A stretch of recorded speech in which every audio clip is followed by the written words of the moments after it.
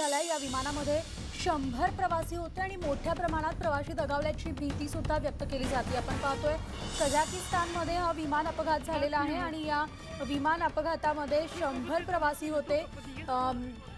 नेमकं काय घडलेलं आहे ते आपल्याला अजून कळलेलं नाहीये। मात्र कझाकिस्तान इथं मोठा विमान अपघात झालेला आहे। या विमानाने एका इमारतीला धडक दिल्याची एक प्राथमिक माहिती मिळते। मात्र आमचे प्रतिनिधी प्रशांत लीला रामदास आपल्यासोबत आहेत। प्रशांत, नेमकी घटना काय घडली आहे, काय अधिक माहिती आहे?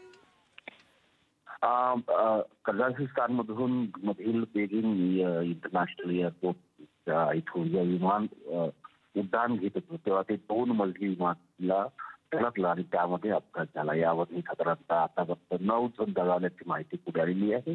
एक मोठा अपघात आहे। जवळपास 100 प्रवासी या विमानामध्ये होते आणि जेव्हा हे उड्डाण घेत होतं विमानतळावरून त्यावेळेस ते उड्डाण घेत असताना 2 मजली इमारतीला ते पोहोचलेलं आहे। त्यात धडकलं ते पहिले आणि त्यानंतर ते कोसळलं।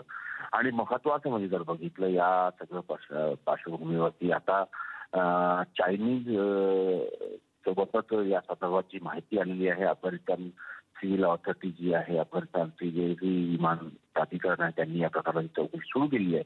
पण महत्वाचं या घटनेला उड्डाणाच्या वेळी अशी काय बिघाड झालं जोपर्यंत ब्लॅक बॉक्स पुढे येणार नाही तोपर्यंत ह्या अपघाताची कारणे पुढे येणार नाही। त्यामुळे सध्या आता पहिले प्रथम काम सुरू आहे प्राथमिक याच्यावरती की या लोकांना वाचवण्याचा प्रयत्न करत प्रवाशांना आणि महत्वाचं म्हणजे जास्तीत जास्त प्रवाशांना कसं वाचवता येईल यासाठी संपूर्ण शासकीय यंत्रणा कामाला लागली आहे। तर सध्या दुर्दैवी बाब म्हणजे आता 9 जण दगावल्याची माहिती पुढे आलेली आहे। प्रशांत, या विमानामध्ये आपण पाहिलं एकूण 100 प्रवासी होते। आता जी माहिती